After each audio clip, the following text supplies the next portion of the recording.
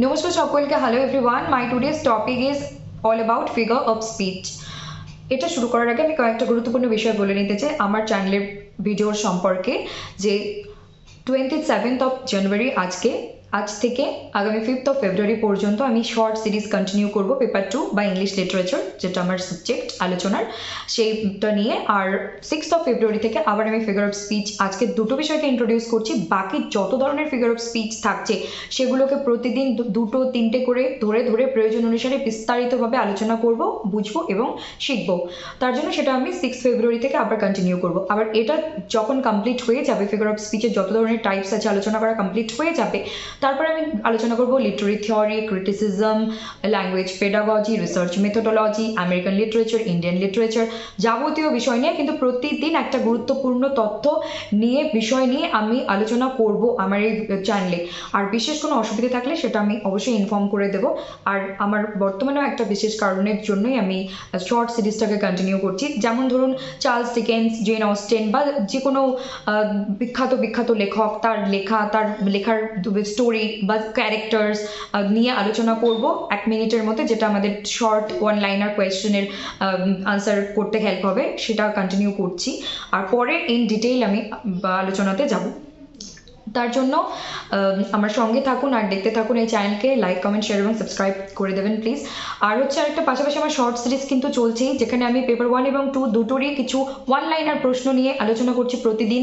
কোনো একটা full form হতে পারে, কোনো একটা বিষয়ের সম্পর্কে সংক্ষেপে একটা জানা হতে পারে। কারণ এই বিষয়টা যদি আমরা প্রতিদিন একটা করে শিখি বা পড়ি, তাহলে 30 দিনে 30টা টপিক কিন্তু কভার হচ্ছে। আবার যদি একটা টপিকে দিনে 10 বার চলাফেরা করতে অবসর সময় বসে যদি চালিয়ে দিয়ে তো সেটা শুনতে থাকি মোবাইলের মধ্যে, আমাদের কিন্তু রিভিশনও হয়ে যাচ্ছে। তাই কোনো কম্পিটিটিভ এক্সামে যদি সেই প্রশ্ন আসে, তাহলে আমরা অতি সহজেই সঠিক উত্তরটি নির্বাচন করে আসতে পারবো। তো সেই জন্য শর্ট সিরিজটাকেও কন্টিনিউ করুন। যারা আপনারা জানেন তারা অলরেডি আগে থেকে দেখছেন, আর যারা জানেন না প্লিজ শর্ট সিরিজটাকে কন্টিনিউ করুন। আশা করছি যে এতে আপনাদের কোনো ক্ষতি হবে না। সিরিজটাকে যদি আপনারা কন্টিনিউ করে দেখতে পারেন, এতে আপনারাই বুঝতে পারবেন যে হেল্পফুল কি না। আপনারাই আমাকে কমেন্টে ফিডব্যাক অবশ্যই জানাবেন।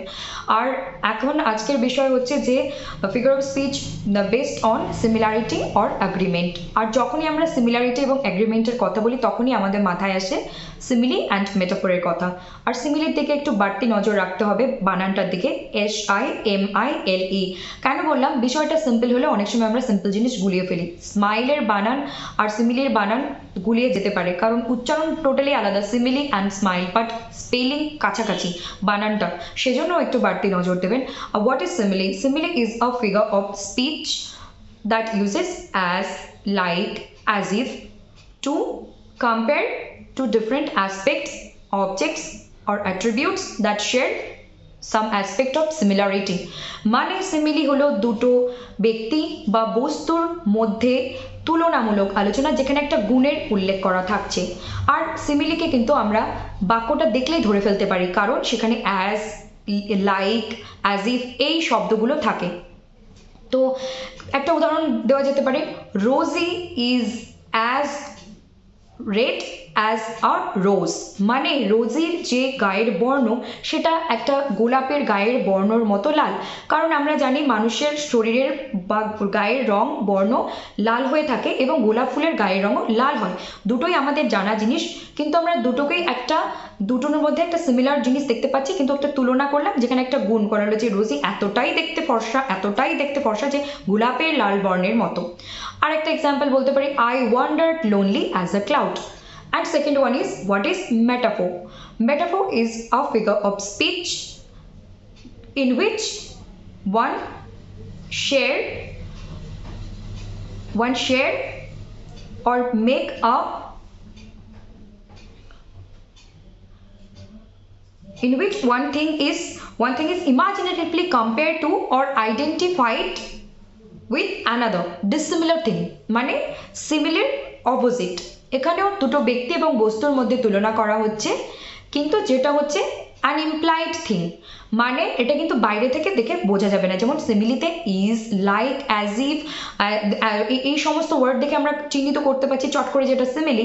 কিন্তু মেটাফোরের ক্ষেত্রে কিন্তু না, মেটাফোরের ক্ষেত্রে কিন্তু এটা ইমপ্লাইড, মানে এটা লুকায়িত অবস্থায় আছে, এক্সপ্লিসিট নয়, এটা ইমপ্লিসিট। সিমিলি কিন্তু এক্সপ্লিসিট, বাইরে থেকে বোঝা যাচ্ছে। আর মেটাফোর হচ্ছে ইমপ্লিসিট। তো এই মেটাফোর কি হচ্ছে, এটা হলো রূপক। এগুলো বিভিন্ন কবিতা লেখার ক্ষেত্রে বা কোনো লেখার ক্ষেত্রে রাইটাররা অথররা ব্যবহার করে থাকেন। আর মেটাফোর হচ্ছে দুটো ব্যক্তি বস্তুর মধ্যে তুলনা, যেটা ভিন্ন বস্তু। ঠিক আছে, example, the mind is an Ocean, মানে মানুষের মন আর হচ্ছে সমুদ্রের সঙ্গে তুলনা করা হচ্ছে। দুটোই আমরা জানি, দুটো বিষয় আমরা জানি যে সমুদ্রের গভীরতা এবং মনের মানুষের আবেগ বা অনুভূতির গভীরতা, তো এই দুটোকে তুলনা করা হচ্ছে। কিন্তু এটাকে বাস্তবে আদতেই সম্ভব? কোথায় সমুদ্র আর কোথায় মন, এই দুটোকে সামনাসামনি নিয়ে এসে তুলনা করা আমাদের পক্ষে সম্ভব না। এটা একমাত্র সম্ভব কল্পনায়, ইমাজিনেটিভলি, তাই বলা হচ্ছে ইমাজিনেটিভলি। আর একটা উদাহরণ বলা যেতে পারে, the city is a forest, মানে একটা শহর এবং একটা জঙ্গল। আমরা জানি যে শহর কখনো জঙ্গল হতে পারে না, আর জঙ্গল কখনো শহর হতে পারে না, কারণ শহরে মানুষ থাকে আর জঙ্গলে পশু পাখি বন্য প্রাণী থাকে। তো সেটাকে আমরা গুলিয়ে ফেলতে পারি, কিন্তু কল্পনাতে আমরা অবাস্তবকেও বাস্তব করে দিতে পারি, ভাবনার জগতে, কল্পনার জগতে। তো এটাই হচ্ছে মেটাফোর। আর সিমিলি হচ্ছে উপমা, আর মেটাফোর হচ্ছে রূপক বাংলায়। তো এই হলো আমার বিষয়বস্তু। আর মেটাফোর বলার সময় আমি একটু আটকে গিয়েছিলাম, তো খাতাটায় নোট দেখে নিয়েছি।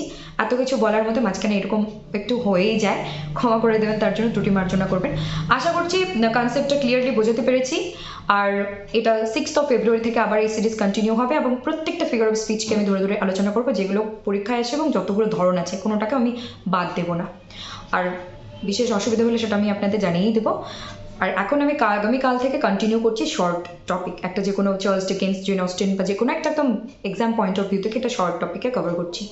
নমস্কার, ভালো থাকবেন, সুস্থ থাকবেন।